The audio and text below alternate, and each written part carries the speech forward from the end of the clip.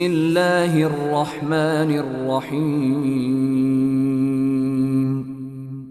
পরম করুণাময় ও অসীম দয়ালু আল্লাহর নামে শুরু। তাব্বাত ইয়াদা আবি লাহাবিন ওয়া তাব। আবু লাহাবের হস্তদ্বয় ধ্বংস হোক এবং ধ্বংস হোক সে নিজে। মা আগনা আনহু মালুহু ওয়া মা কাসাব। কোনো কাজে আসেনি তার ধন সম্পদ ও যা সে উপার্জন করেছে। সায়াসলা নারান যাত লাহাব। সত্তরই সে প্রবেশ করবে লেলিহান অগ্নিতে।